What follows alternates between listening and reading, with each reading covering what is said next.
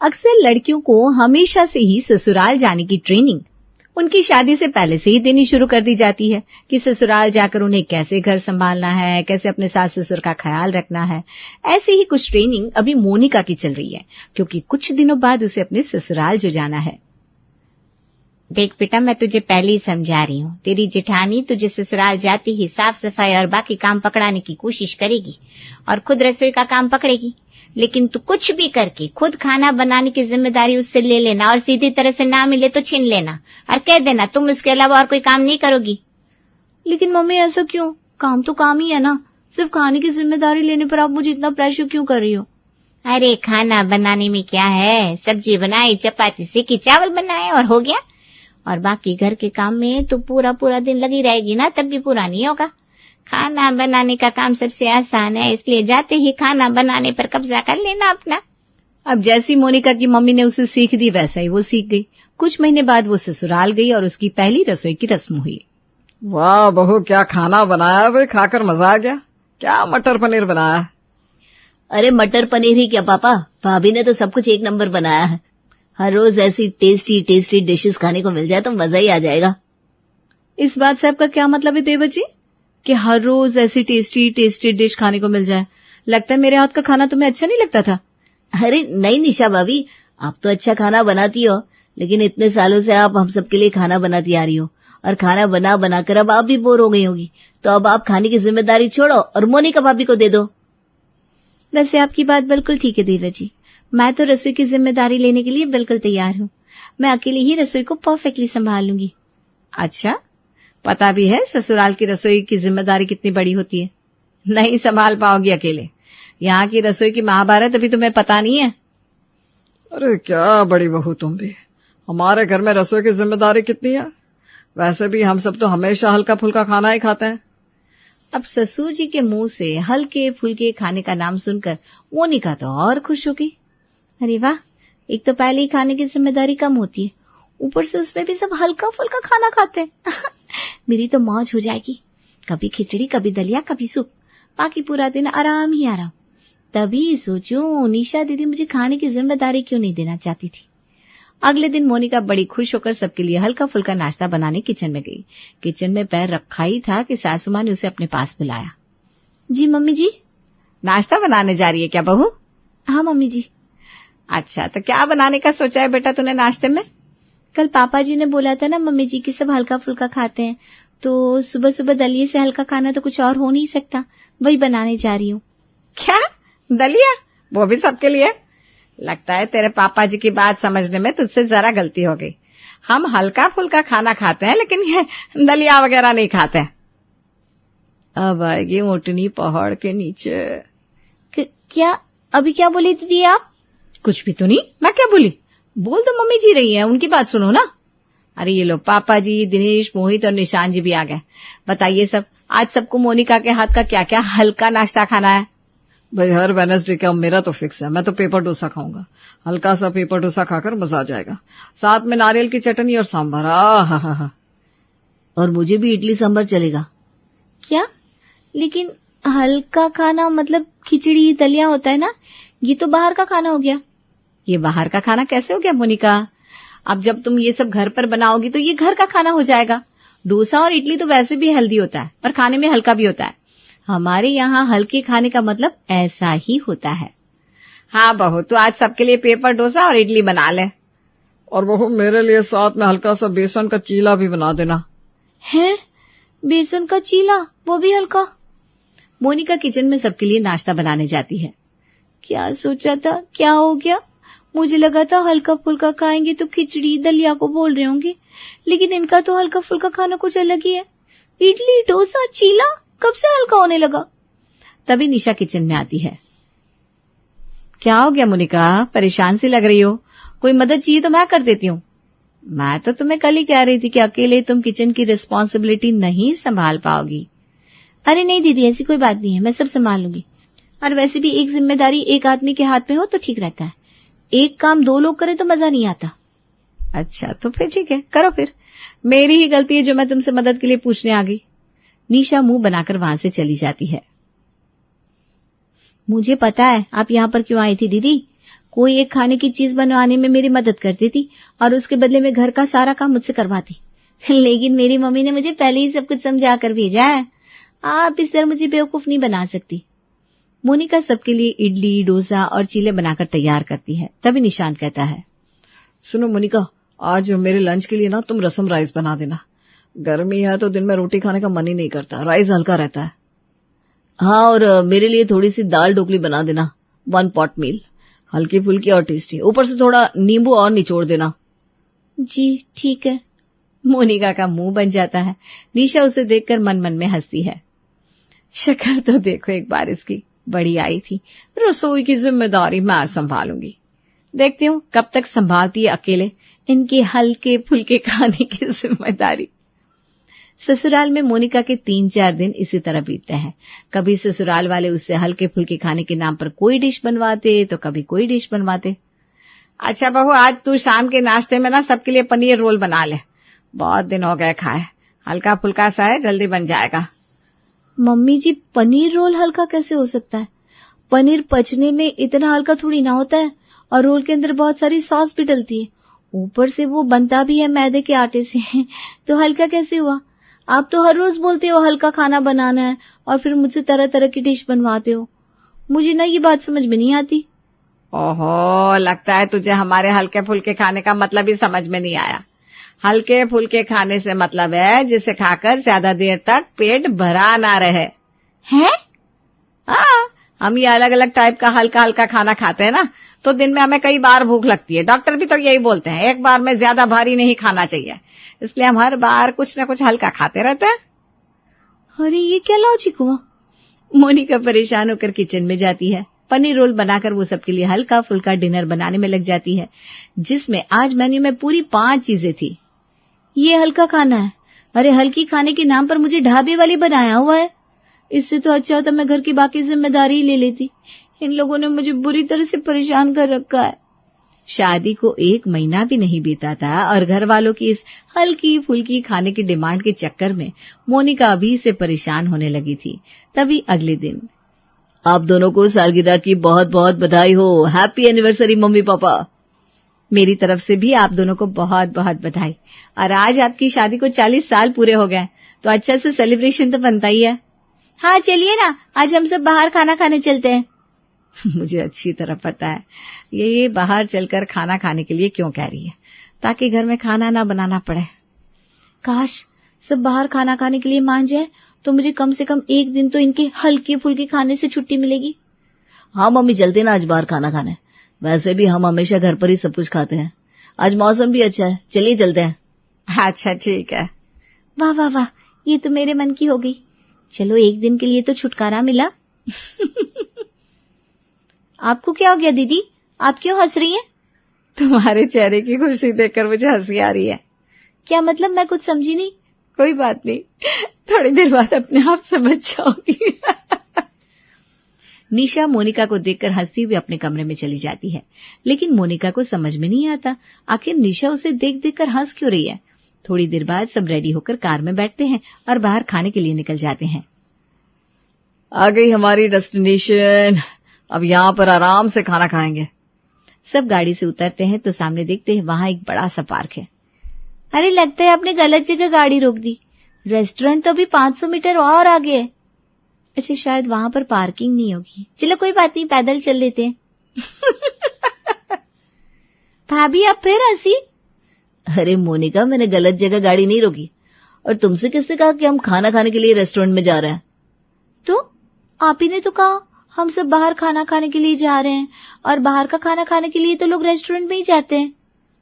अरे भाभी, भैया का मतलब था हम बाहर खाना खाएंगे। बाहर मतलब घर से कहीं भी दूर, और रेस्टोरेंट का खाना हल्का कहाँ होता है। ये इतना बड़ा पार्क है, आप यहाँ पर हल्का फुल्का खाना बनाना और हम सब खाएंगे। क्या? लेकिन यहाँ मैं खाना कैसे बनाऊंगी, ये कोई किचन थोड़ी ना है। अरे डोंट वरी भाभी, गाड़ी में गेस्ट है और हल्का फुल्का खाना बनाने का सारा सामान रखा है, और कोई सामान की जरूरत हो तो ऑनलाइन मंगवा लेंगे। आज तो आप कुछ स्पेशल बनाना। चलिए भैया, गाड़ी से गेस्ट उतार लेते हैं। वहां दिनेश और मोहित गाड़ी से गेस्ट उतारते हैं, और यहाँ मोनिका को अब समझ में आता है कि आखिर निशा बार बार उसे देखकर हंस क्यों रही थी। समझ गई दीदी, आप हंस क्यों रही थी? अब ये लोग पार्क में मुझसे अलग अलग टाइप का हल्का फुल्का खाना बनवाएंगे। मैं क्या बोल रही हूँ, आप भी मेरे साथ हल्का फुल्का खाना बनवाओगी क्या? बहुत मजा आएगा। मैं बनवाना तो चाहती हूँ मोनिका, लेकिन क्या करूं? तुमने ही बोला था चाहे कोई भी काम हो, अगर कोई उसे अकेला करे तभी वो काम अच्छे से होता है, और मैं नहीं चाहती कि मेरी वजह से तुम्हारा काम खराब हो जाए, इसलिए खाना तो तुम ही बना लो, मैं चली सबके साथ एंजॉय करना है। निशा हंसते हुए वहां से सबके पास जाकर बैठ जाती है और दिनेश मोनिका को गैस स्टोव और खाना बनाने के लिए 20 तरह का सामान लाकर देता है। ये क्या इतना सारा सामान?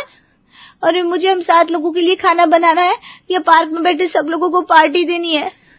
इतना खाना कौन बनाता है, और वो भी हल्के फुल्के खाने के नाम पर? अरे भाभी, खाना हल्का फुल्का है लेकिन वैरायटी तो अलग अलग है ना। अब देखो, ये 2 किलो पनीर है, इसमें से आधा किलो पनीर से चिली पनीर, आधा किलो से पनीर टिक्का, आधा किलो से कटलेट, और बाकी से आपका जो मन करे बना लेना। और बाकी दही बड़े, टिक्की, पापड़ी चाट, ढोकला और हल्का सा साउथ इंडियन खाना बनाने का सामान भी रख दिया है। हाँ, अगर कोई चीज कम पड़ जाए तो आप बता देना। मोनिका घूरती हुई दिनेश को देखती है। दिनेश भी उसे देखकर हंसते हुए वहां से चला जाता है। हे भगवान, इसे कहते हैं अपनी पैर पर कुल्हाड़ी मारना। मुझे मम्मी की बात सुननी नहीं चाहिए थी। मम्मी ने बोला था रसोई की जिम्मेदारी लोगी तो बहुत फायदे में रहोगी, ज्यादा काम नहीं करना पड़ेगा। ये क्या हो गया? बेचारी मोनिका रोते हुए सबके लिए उनकी पसंद का हल्का फुल्का 10 तरीके का खाना तैयार करती है, जिसे बनाते बनाते उसे उसकी नानी याद आ जाती है। तभी दिनेश भागता हुआ उसके पास आता है। अरे भाभी, अभी खाना बनाने के लिए सामान बचा हुआ है ना? हाँ, बचा हुआ है। क्यों, क्या हुआ? वो हम पार्क में बैठे हैं ना, तो बहुत सारे लोग आकर मम्मी पापा को एनिवर्सरी विश कर चुके हैं, तो आप ये सारा ही खाना बना लो। वैसे भी हल्का फुल्का है तो सबको दे देंगे, वरना अच्छा नहीं लगेगा ना। तुम्हें देखकर बुरा तो मुझे भी लग रहा है मोनिका, लेकिन तुम्हारे ही लालच की वजह से ऐसा हो रहा है। मैं अच्छे से जानती हूँ कि तुम्हें घर का बाकी काम ना करना पड़े, इसलिए तुमने अकेले खाना बनाने की रिस्पॉन्सिबिलिटी ली थी। चलो देखते हैं कब तक सह पाती हो तुम ये सब। एनिवर्सरी सेलिब्रेट करके मोनिका सबके साथ घर आती है, लेकिन अब ससुराल वालों की फरमाइश का हल्का फुल्का खाना बना बनाकर वो परेशान हो चुकी थी। काश मुझे इस खाना बनाने के काम से छुटकारा मिल जाए। कसम से इसके बदले में मैं पूरे घर का काम कर लूंगी।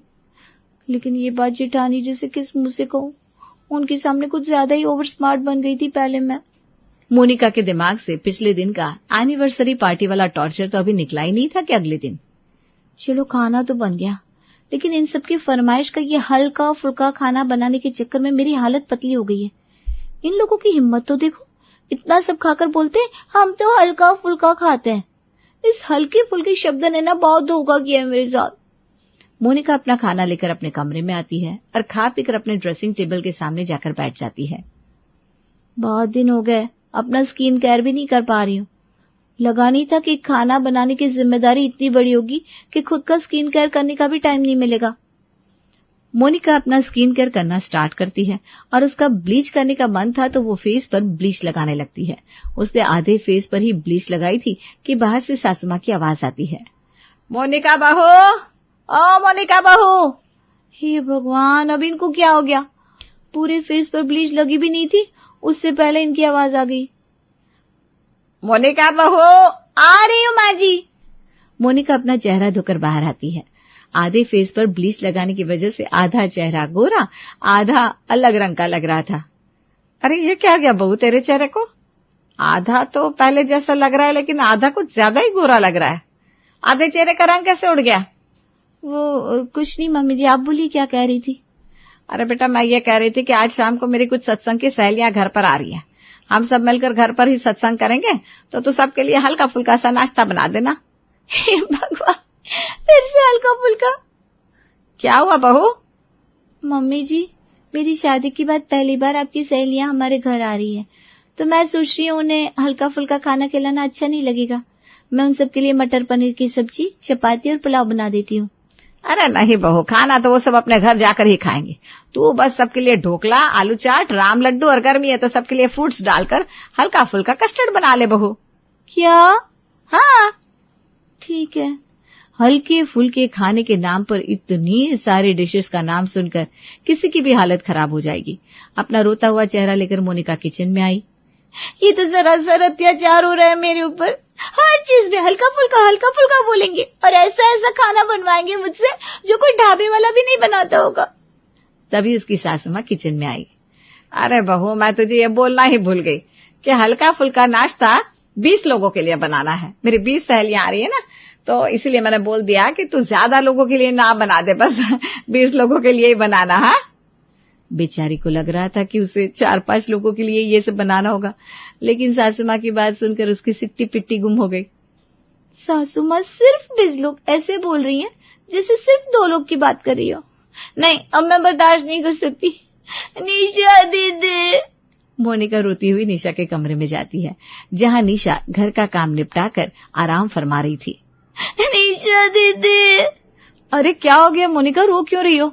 मोहित से झगड़ा हो गया क्या? मुझे खाना नहीं बनाना, हल्की फुल्की खाने के नाम पर अत्याचार हो रहा है मेरे साथ। अच्छा, तो ये बात है।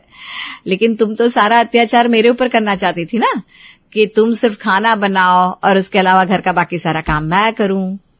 इसीलिए कहते हैं ज्यादा दिमाग नहीं चलाना चाहिए। अब पड़ गया ना तुम्हारा दिमाग तुम्हारे ऊपर ही भारी। हाँ दीदी, माफ कर दो, लेकिन प्लीज खाना बनाने में मेरी हेल्प कर दो। मैं अकेली घर वालों का हल्का फुल्का खाना बहुत नहीं बना सकती। अच्छा, तो अब मैं घर का बाकी सारा काम भी करूं और खाना बनाने में भी तुम्हारी हेल्प करूं? ऐसा तो नहीं हो सकता ना। तुम्हें खाना बनाने में हेल्प चाहिए तो ठीक है, 3 दिन किचन तुम्हारी, 3 दिन मेरी, और संडे को दोनों की। हाँ दीदी, चलेगा। अरे पूरी बात तो सुनो। मैं तुम्हारी हेल्प करूंगी तो तुम्हें भी तो मेरी हेल्प करानी पड़ेगी। मैं तुम्हारे साथ किचन का आधा काम बांट रही हूँ, तो तुम्हें भी घर का आधा काम मेरे साथ बांटना पड़ेगा। अब जो बोलोगी कर दूंगी, लेकिन हल्का फुल्का खाना मैं अकेले नहीं बनाऊंगी। अब आई ना तुम पहाड़ के नीचे। निशा मोनिका की हालत देखकर खूब हंसती है, और मोनिका को भी ये बात समझ में आ जाती है कि ज्यादा समझदार बनने के चक्कर में कभी कभी इंसान सबसे बड़ा बेवकूफ बन जाता है और उसकी चालाकी खुद पर ही भारी पड़ जाती है। पांडे परिवार में सुमन अपने पति मोहनदास और बेटे संजय के साथ रहा करती थी। सुमन चाहती थी कि संजय की शादी एक संस्कारी लड़की से हो, लेकिन संजय ने किरण नाम की एक मॉडर्न लड़की से शादी कर ली और उसे अपने घर ले आया। हे भगवान, मैं तो लुट गई, बर्बाद हो गई। मेरे बेटे ने तो मुझे जीते जी मार दिया। यही दिन देखने के लिए मैंने तुझे पढ़ाया लिखाया था क्या? अरे माँ, आप ये सब क्या बोल रही हो? मैंने सिर्फ शादी ही तो की है, और बस फर्क इतना है कि अपनी पसंद की लड़की से की है। इसमें क्या गलत किया मैंने? तूने मुझे बिना बताए शादी कर ली, और वो भी ऐसी मॉडर्न लड़की से। जरा रंग ढंग तो देखो इसका। राम राम राम राम, ये मेरे घर की बहू नहीं बन सकती। कोई बात नहीं सुमन, जाने दो। अब शादी हो गई है तो बहू का स्वागत करो। बहू दरवाजे पे खड़ी है, उसको घर में आने दो, आराम से बात करते हैं। बिल्कुल नहीं, मैं इस लड़की का स्वागत नहीं करूंगी। मेरे घर में आने की जरूरत भी नहीं है। मैं इस लड़की को अपनी बहू नहीं मान सकती हूँ। देखो सुमन, शादी हो गई है और तुम मानो या ना मानो यही तुम्हारी बहू है। मोहनदास किरण का घर में स्वागत करता है, लेकिन सुमन उन सबसे बहुत नाराज होती है और वो खाना पीना भी छोड़ देती है, जिससे परेशान होकर संजय अपनी माँ को मनाने के लिए उनके पास जाता है और कहता है, माँ, मैं जानता हूँ आप मुझसे नाराज हो, तो आप मुझे सजा दे दो, लेकिन ऐसे अपने आप को सजा मत दो माँ। खाना खा लो प्लीज। चला जा यहाँ से, बड़ा आया मेरी फिक्र करने वाला। तूने जब बिना बताए शादी की तब तुझे मेरा ख्याल नहीं आया। तब तो तू उस चुड़ैल की बातों में आ गया होगा ना। प्लीज माँ, मान जाओ ना। ऐसे कब तक चलेगा? मेरा गुस्सा आप खाने पे क्यों निकाल रही हो? ऐसे तो आपकी तबीयत खराब हो जाएगी। हाँ सुमन, तुम्हारा बेटा सही कह रहा है। ऐसे बच्चों की तरह जिद ना करो। जो हो गया उस पर मिट्टी डालो और अपनी बहू के साथ हंसी खुशी रहो। अब तो तुम सास भी बन गई हो। अच्छा ठीक है, मैं खाना खा लूंगी, लेकिन उसके हाथ का नहीं खाऊंगी। अगर उसने किसी भी चीज को छुआ तो मैं नहीं खाऊंगी। अरे माँ, पर तो रहने दे फिर, जा यहाँ से। मेरा घर है, मैं जैसे चाहूँ वैसे ही रहूंगी, समझी? अच्छा ठीक है, मैं बाहर से लेकर आता हूँ खाना। बताओ क्या खाओगी? संजय जाता है और सुमन के लिए बाहर से खाना लेकर आता है, तब वो खाती है। हालांकि मोहनदास को किरण की मॉडर्न होने से कोई दिक्कत नहीं थी। संजय, क्या तुम्हारे माँ बाप मुझे कभी एक्सेप्ट करेंगे? माँ जी कब तक ऐसे गुस्सा रहेंगी? मेरी माँ को संस्कारी बहू चाहिए थी, पर तुम हो मॉडर्न, इसीलिए वो इतनी खफा है। पर उम्मीद है कि समय के साथ सब सही हो जाएगा। मैंने बिना बताए शादी की है, और वो भी एक मॉडर्न लड़की से, तो उनका यूँ गुस्सा होना तो लाजमी है, क्योंकि उन्हें हमेशा से ऐसी बहू चाहिए थी जो संस्कारी हो। तुम मेरी तरफ से बिल्कुल बेफिक्र रह बहू। मुझे तुझसे या तेरे खाने से कोई दिक्कत नहीं है। तुझे जैसे रहना है वैसे रह। मेरे लिए तो तू मेरी बेटी है। थैंक यू पापा जी। थैंक यू नहीं, खाना खिलाओ। अपने हाथों से कुछ मीठा बनाकर खिलाओ बेटा। अभी लाती हूँ। किरण मोहनदास को खाना लाकर देती है। सुमन, तुम नहीं जानती कि क्या मिस कर रही हो। बहू तो बहुत स्वादिष्ट खाना बनाती है। काश तुम्हारी सास भी ये टेस्टी खाना खा पाती बेटा। किरण ये सुनकर बहुत खुश होती है। वहीं अगले दिन पता चलता है कि सुमन ने खाना बनाने के लिए घर में कोई नई नौकरानी लगा ली है। किरण लाओ, फटाफट नाश्ता दे दो, ऑफिस जाने में लेट हो रहा है। जी बस अभी बनाती हूँ। अरे ये किचन में काम कौन कर रहा है? वो मेरी नई काम वाली है। जब तक ये किचन में है तब तक तू किचन में नहीं जाएगी, समझी? अगर तू किचन में गई तो फिर मुझे पूरा किचन गंगा जल से धोना पड़ेगा। जी माँ जी, मैं बिना आपकी परमिशन नहीं जाऊंगी। अब किरण इंतजार में बैठ जाती है। वहीं सुमन कामवाली के पास जाकर कहती है, ऐ सुन, बिल्कुल आराम आराम से काम करना। जितनी देर लगा सकती है लगाना। मुझे खाने में कोई शिकायत नहीं चाहिए। खाना धीमी आंच पे ही पकेगा। अरे मेरे को काम करने को और जगह पे भी जाने का है। इतना धीरे धीरे काम करेगी तो मेरा ही नुकसान होगा ना। मैं तुझे एक्स्ट्रा पैसा दे दूंगी। तू बस किचन में खड़ी रह, चाहे कोई काम ना कर। ठीक है, अपने को कोई प्रॉब्लम नहीं है। अब देखती हूँ मैं कैसे ये संजय को नाश्ता बना कर देती है। अब खाना ना मिलने पे संजय खुद ही इसको घर से बाहर कर देगा। सांप भी मर जाएगा और लाठी भी नहीं टूटेगी। सुमन ऐसा इसलिए कर रही थी ताकि किरण की वजह से संजय लेट हो और उन दोनों के बीच में लड़ाई हो जाए। किरण, मेरा नाश्ता कहाँ है? इतनी देर क्यों हो रही है? नाश्ता बनाने तो गई थी, पर माँ जी ने कोई काम वाली बुला ली है। उन्होंने कहा जब तक वो किचन में है तब तक मैं वहाँ नहीं जा सकती, और अभी तक काम वाली किचन में ही है। न जाने क्या बना रही है जो इतना वक्त लग रहा है। मैं सब समझ रहा हूँ, माँ ये जानबूझ कर रही है। चलो कोई बात नहीं, मैं बाहर नाश्ता कर लूँगा, तुम अपने लिए टाइम से बना लेना। उस समय तो संजय चला जाता है, लेकिन शाम में आकर वो अपनी माँ से बात करता है। माँ, मैं समझ रहा हूँ कि आप क्या कर रही हो, लेकिन इस सब का क्या फ़ायदा होगा? अब बताओ, आपके गुस्से से सभी को दिक्कत हो रही है। तू समझ रहा है या तेरी वो मॉडर्न पत्नी तुझे समझा रही है? मेरे पास अपना भी दिमाग है माँ। मुझे पता है आप जानबूझकर उसे परेशान करने की कोशिश कर रही हो। हाँ ठीक है, कर रही हूँ तो क्या। मैंने तो शुरू से ही कह दिया था कि मुझे वो पसंद नहीं है और मैं उसे कभी नहीं अपनाऊंगी। और अभी तो उसको किचन से बाहर किया है। कुछ दिन देख उसको कैसे घर से बाहर करती हूँ। माँ, ये बच्चे वाली जिद छोड़ दो। अब मेरी उससे शादी हो गई है। आप ये बताओ कि वो ऐसा क्या करे जिससे आप उसे एक्सेप्ट कर लो, क्योंकि शादी तो मैं कर चुका हूँ, वो बदल नहीं सकता। लेकिन ऐसा क्या करूँ जो आप उसको खुशी खुशी अपना लोगी? मुझे एक संस्कारी बहू चाहिए थी, तो अपनी मॉडर्न पत्नी से बोल कि आज से वो घूंघट में रहे। इसके सर से अगर घूंघट हटा तो मैं इसको घर से हटा दूंगी। अरे माँ, आजकल तो संस्कारी बहुएं भी घूंघट लेकर नहीं रहती, और आप उससे घूंघट लेने को कह रही हो। आपको पता है कि वो ऐसा नहीं करेगी, इसलिए आपने ये करने को कहा है ना। मुझे पता था वो कुछ नहीं करेगी, इसीलिए तो मैं उसको बहू नहीं मानती। अच्छा ठीक है, रुकिए, मैं उससे बात करता हूँ। अगर वो करना चाहती है तो कर लेगी, वरना मैं उसको इसके लिए परेशान नहीं करूँगा। संजय किरण से बात करता है। बस इतनी सी बात, अगर इससे माँ जी खुश हो जाएंगी तो मैं ये भी कर लूँगी। किरण, माँ कुछ भी बोल रही है, लेकिन देखो, अगर तुम ये अपनी मर्जी से करना चाहो तो ही करना। किरण अपनी सास को मनाने के लिए घूंघट करने को राजी हो जाती है, और किरण साड़ी पहन लेती है और लंबा सा घूंघट भी कर लेती है। उसके बाद कहती है, ओह गॉड, मुझे तो घूंघट में कुछ नजर नहीं आ रहा, पर फिर भी संजय के लिए ये सब तो करना पड़ेगा। बहू, अरे ओ बहू, जल्दी से यहाँ आ। कहाँ रह गई? जी माँ जी, आ रही हूँ। क्या हुआ कि बच्ची, कल से छत पे कपड़े पड़े हुए हैं, जा उतार कर ला। और एक बात ध्यान रखियो, अगर यह घूंघट तेरे सर से नीचे हुआ ना तो अपना बोरिया बिस्तरा लेकर यहाँ से चली जाना। किरण जैसे तैसे छत पर पहुंचती है, पर जब वो कपड़े वापस लेकर आ रही थी तो घूंघट के चक्कर में लड़खड़ाकर गिर पड़ती है। ओ माय गॉड, मर गई। माँ जी बचाइए मुझे।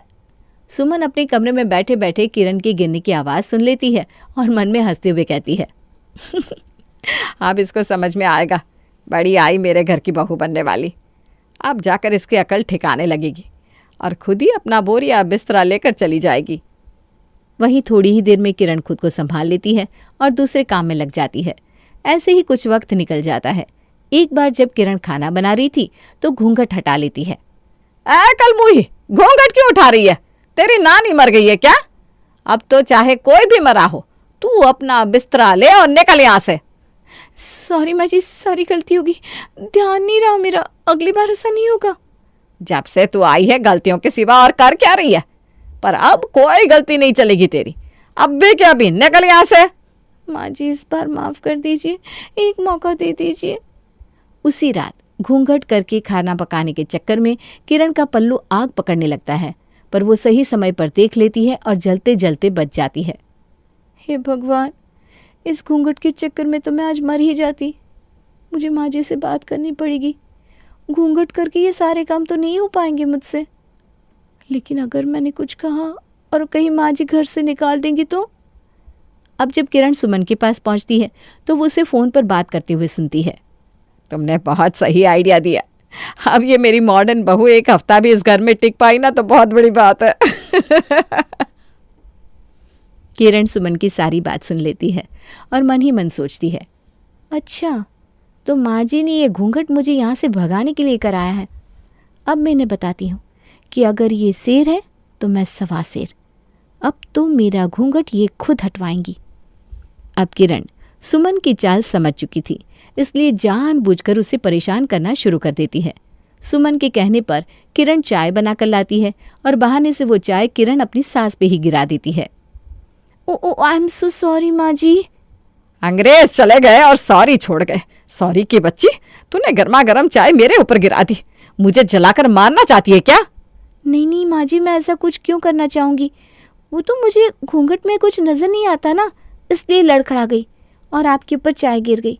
इसमें मेरी गलती नहीं है, ये सब ना घूंघट की वजह से हुआ है। अरे चुप कर कलमुई, सब समझती हूँ। जा जाकर बर्फ लेकर आ, मेरा हाथ जल रहा है। अब भी लाती हूँ माँ जी। अरे इतना धीरे धीरे क्यों जा रही है? भाग कर जाना, जब हाथ पूरा जल जाएगा तब लेकर आएगी क्या? माफ करिएगा माँ जी, पर घूंघट में मैं भाग कर तो नहीं जा सकती, मुंह के बल गिर पड़ूंगी। मैं भी क्या करूँ माँ जी, घूंघट में कुछ दिखाई नहीं देता, इसलिए धीरे धीरे जाती हूँ। अरे जल्दी जाओ, मैं यहाँ जल रही हूँ और तुझे घूंघट की पड़ी है। हटा घूंघट, जल्दी जा, बर्फ लेकर आ। अब आया ना ऊंट पहाड़ के नीचे। अरे अब तो जल्दी जा। नहीं माँ जी, ऐसे कैसे, अपने संस्कार थोड़ी ना भूल सकते। किरण आराम से जाती है और बहुत देर में सुमन को बर्फ लाकर देती है। अगले दिन संजय किरण से कहता है, आज मेरी एक मीटिंग है, मेरे लिए खाना मत बनाना, डिनर वहीं होगा और शायद मुझे आने में भी देर हो जाएगी। ठीक है पति परमेश्वर। तुम भी ना किरण। रात के समय जब किरण खाना बनाती है तो अपने ससुर का तो अलग निकाल कर देती है, पर सास के खाने में बहुत सारी चीनी मिला देती है। हे भगवान, क्या है ये? थू। क्या हुआ माँ जी, आप ऐसा क्यों कह रही हो? अरे नालायक, ये कैसा खाना है? इतना मीठा, इसको कोई खाना कहेगा? इतना गंदा खाना। राम राम राम राम। मीठा? क्या बात कर रही हैं आप? खाना तो एकदम सही है। अरे खुद खा कर देख, ले खा इसे, तब तुझे पता चलेगा खाना कैसा बना है। हो, ये तो बड़ा मीठा है। लगता है धोखे से नमक की जगह चीनी डाल दी है मैंने, माफ करना माँ जी। अंधी है क्या तू? है या दिमाग से बिल्कुल पैदल? पता नहीं नमक और चीनी में क्या फर्क होता है। दिमाग से काम लिया कर। ऐसी बात नहीं है माँ जी, लेकिन घूंघट के चक्कर में ना कुछ नजर ही नहीं आता, सब कुछ अंदाजे से करती हूँ, उसी वजह से नमक की जगह चीनी डल गई। ये कमबख्त घूंघट की वजह से हुआ, मेरी गलती नहीं है माँ जी। अरे तो अब मैं क्या करूं, क्या खाऊं मैं? मुझे बहुत तेज भूख लग रही है। अब तो घर में कुछ खाने के लिए भी नहीं है। So sorry. Sorry sorry? अरे सॉरी के सिवा कुछ आता नहीं है क्या तुझे? मुझे भूख लग रही है, तेरा सॉरी पका कर खाऊं क्या? अब आया ना मजा, और कराओ घूंघट। मैं आपको इतना परेशान कर दूंगी सासू माँ कि आप मेरे चेहरे से खुद अपने हाथों से ये घूंघट हटाओगी। अगले दिन मोहनदास जब वॉश बेसिन के पास खड़ा हाथ धो रहा था तो किरण पीछे से आती है और उसे पकड़ लेती है। अरे बेबी, तुम कब तक बस काम काम काम करते रहोगे? कभी मुझ पर भी तो ध्यान दो।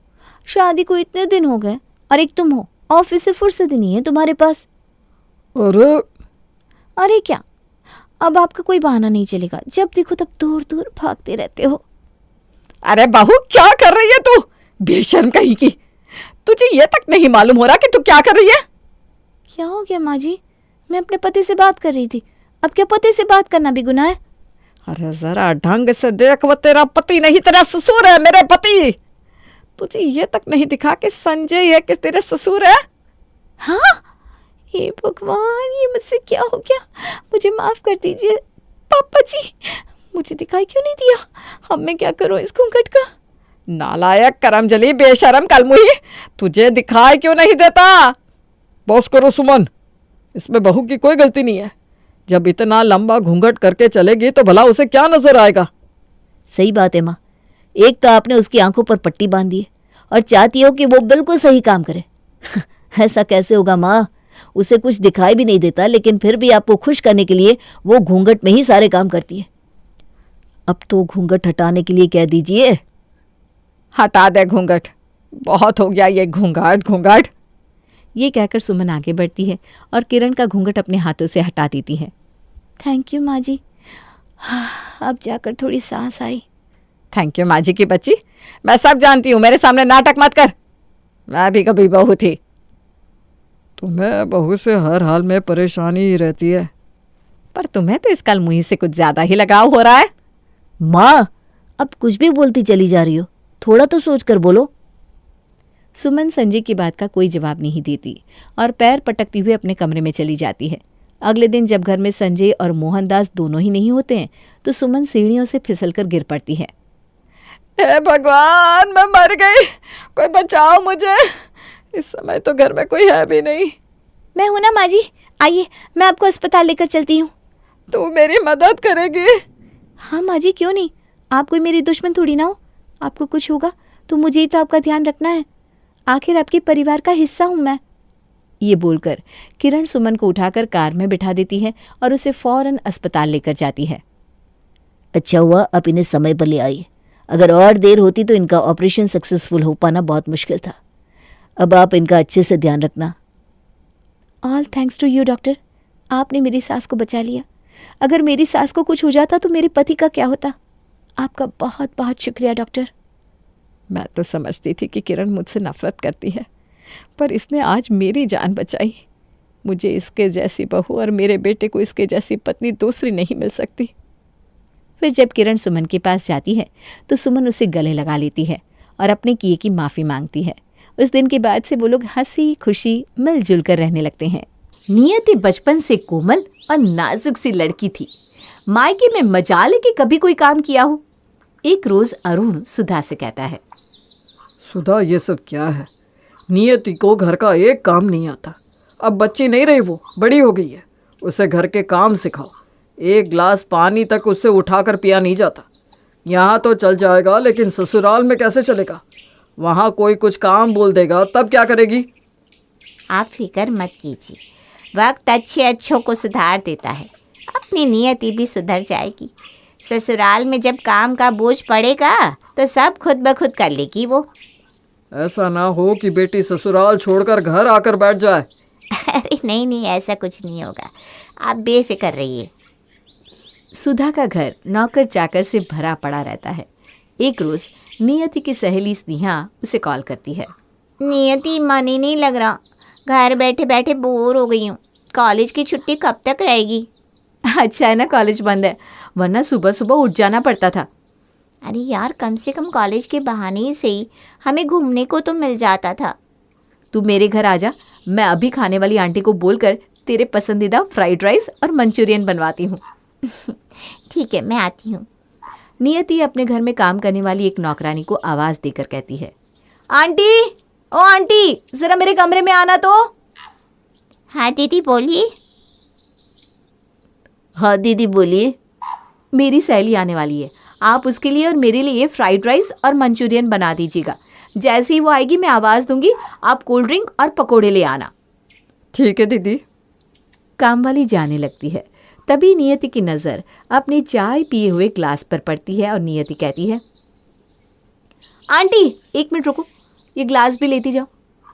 काम वाली ग्लास लेकर जाती है और रसोई में जाकर बड़बड़ाती है, बिटिया तो एक ज़रा हिलना भी नहीं चाहती, सब चीज़ें उसे हाथ में चाहिए। इधर नियति की सहेली स्नेहा आती है। आने के साथ ही काम वाली कोल्ड ड्रिंक और पकोड़े लेकर आती है। दीदी कुछ चाहिए होगा तो आवाज़ देना। ठीक है आंटी। काम वाली के जाने के बाद स्नेहा कहती है, अरे यार तेरी काम वाली तो बहुत अच्छी है, एक ही बार में काम कर देती है। एक हमारी काम वाली है, दिमाग खराब करके रखती है, आए दिन नागा करती है और फुटानी तो इतना मारती है कि बस पूछो मत। यार हम इतना करते भी हैं, ये रहती है, इसके खाने पीने से लेकर दवाई दारू सबका खर्चा हम ही तो करते हैं। इसे पता है ना इतना कोई नहीं करेगा, इसीलिए तो ये यहाँ टिकी हुई है। जो भी हो, पकोड़े ना 1 नंबर बने हैं, चटनी तो उससे भी ज़्यादा टेस्टी। दोनों सहेलियां गप्पे शप्पे मारने लगती है। थोड़ी देर बाद काम वाली फ्राइड राइस और मंचूरियन लेकर आती है। इतना सारा खाना देखकर स्नेहा कहती है, तो पागल ही क्या, इतना सारा क्यों मंगवा लिया? मेरे पेट में तो जगह ही नहीं है, बस अब थोड़ा सा खाऊंगी। अरे कौन सा मैं तुझे अभी जाने दे रही हूँ, आराम से धीरे धीरे खा लेगी तू, तुझे पसंद है ना इसलिए बनवाए थे। अरे तो पहले पकोड़े क्यों खिला दिए? अरे चल ना, आराम से खा लेगी तू धीरे धीरे।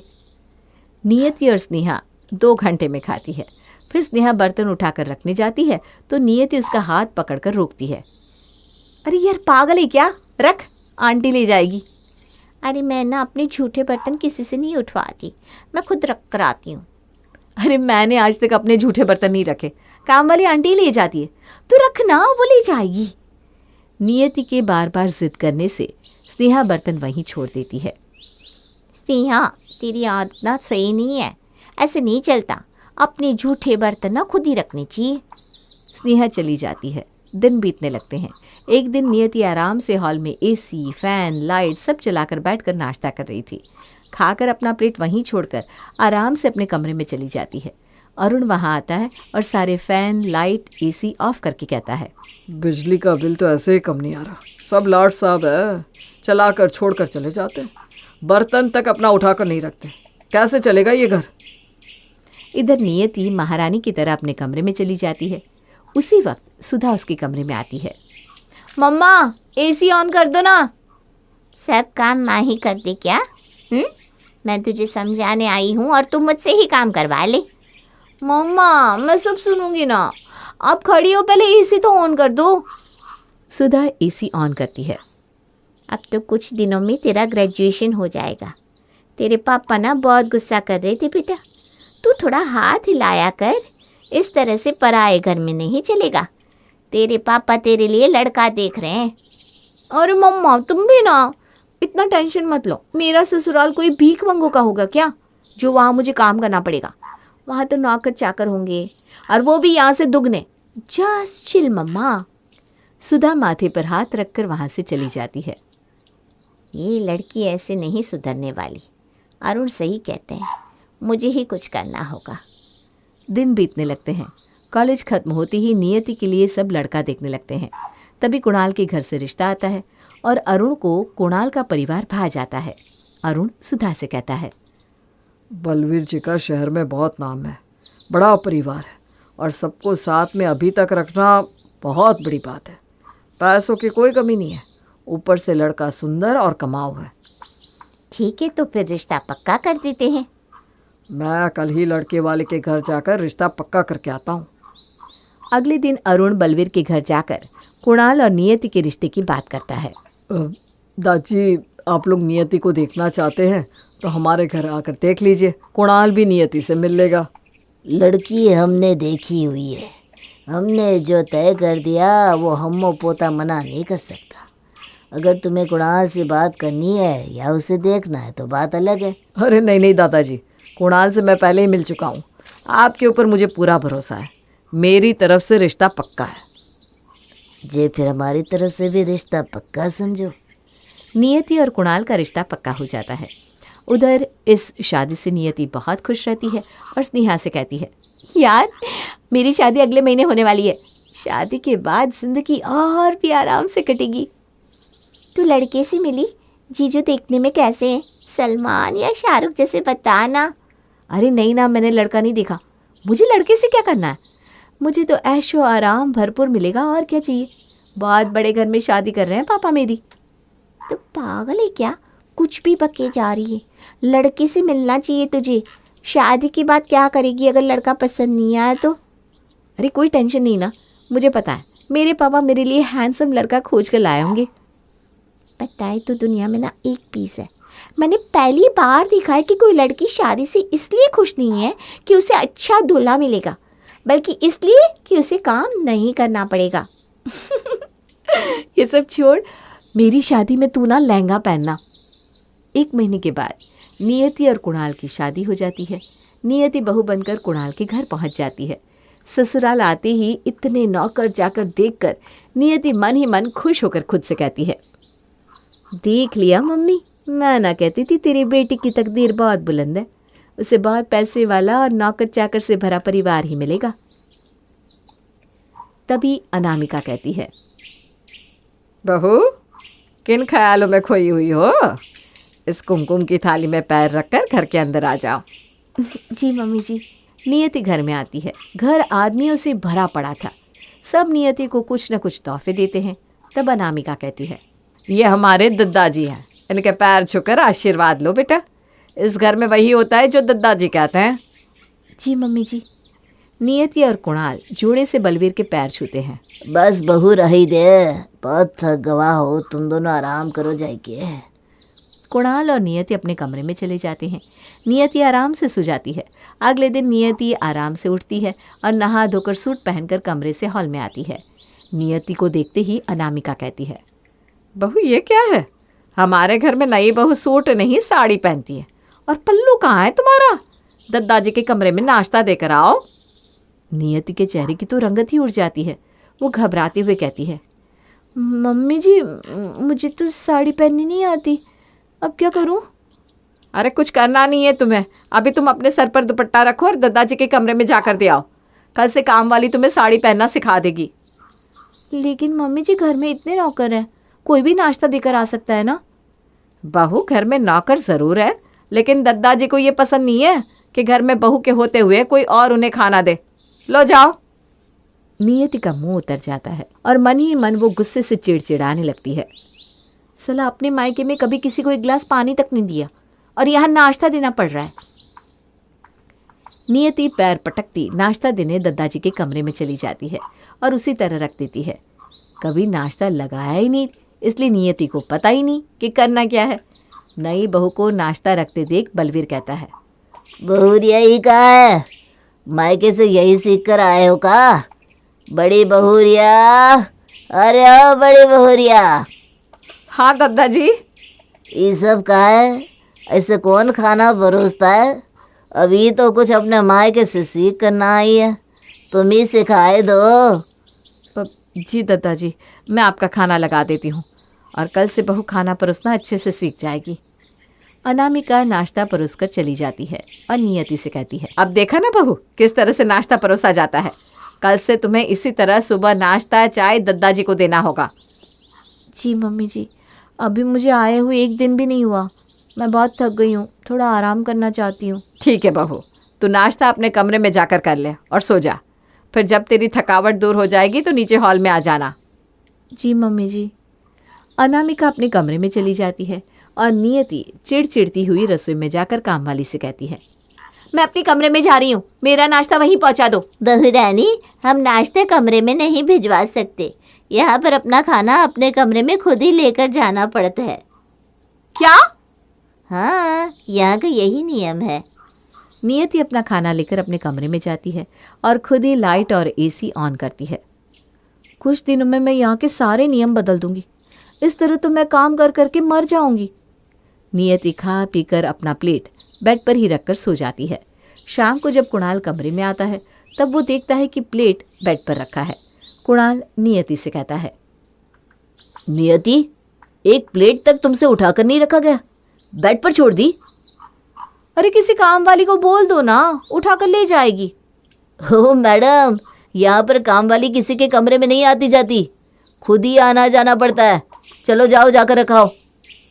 नियति नींद से उठकर बैठ जाती है और चिड़चिड़ाकर कहती है, जा रही हूँ, हमारे घर में ये नहीं होता, हमारे घर में वो नहीं होता। नियति बर्तन ले जाकर जोर से रख देती है। तभी एक काम वाली कहती है, बहुरानी थोड़ा धीरे, दादाजी सुन लेंगे तो सबकी शामत आ जाएगी। रसोई से एक चम्मच की आवाज़ भी बाहर नहीं जानी चाहिए। नियति चुपचाप से वहां से चली जाती है। दद्दाजी नहीं कहीं के तोप हो गए, दद्दाजी को ये नहीं पसंद, दद्दाजी को वो नहीं पसंद। अनामिका नियति को देख लेती है। बहू, कल सुबह जल्दी उठ जाना। घर की बहुएं ज़्यादा देर तक सोए ये अच्छी बात नहीं है। सुबह तो 5 बजे ही उठ जाना। नई बहू आने से दद्दाजी भंडारा करवाते हैं, जिसमें 1000 आदमियों का खाना होता है। तुम्हें सबको खाना परोसना होगा। क्या? इतने लोगों को मुझे परोसना होगा? हाँ, मैं भी जब शादी करके आई थी तो मुझे भी करना पड़ा था, तुम्हें भी करना होगा। इसीलिए आज तुम्हें सोने दे रही हूँ। मुझसे कैसे हो पाएगा मम्मी जी? जैसा सबसे होता है। नियति अपने कमरे में चली जाती है। ऐसे कौन से घर में शादी करवा दी है मेरी, जीना आराम हो गया है मेरा। क्या सोचा था आराम से रहूंगी, लेकिन यहाँ तो सांस भी दद्दाजी की मर्जी से लेनी पड़ती है। चल नियति, सो जा बेटा, कल सुबह तो तुझे काम वाली बना ही देंगे ये लोग। नियति सो जाती है और अगली सुबह जल्दी से नहा धोकर साड़ी पहनकर तैयार हो जाती है और हॉल में चली आती है। नियति को देखकर दद्दाजी कहते हैं, सब लाज शर्म अपने मायके में रख कर आई हो बहुरिया, घूंघट कहाँ गवा? बहू, घूंघट लेने को कहा था ना तुम्हें। वो आदत नहीं है ना मम्मी जी, इसलिए भूल गई। नियति जल्दी से घूंघट लेती है और सब मंदिर के लिए निकल जाते हैं। मंदिर में पहले 2 घंटे तक पूजा होती है। पूजा में बैठी नियति की भूख से हालत खराब हो जाती है। बहुत जोरों की भूख लग रही है, मुझसे रहा नहीं जा रहा। साइड से जाकर कुछ खाकर आती हूँ। नियति धीरे से साइड से उठने लगती है। तभी दद्दाजी देख लेते हैं। पूजा से कोनो नहीं उठे, जो उठी हूँ सीधे घर से बाहर ही जाई। सब सब्जी की नाई समझी तो कोना दूसरा भाषा में समझाई। दत्ताजी की आवाज़ सुनकर नियति फिर से बैठ जाती है। पूजा खत्म होते ही भगवान को भोग लगता है।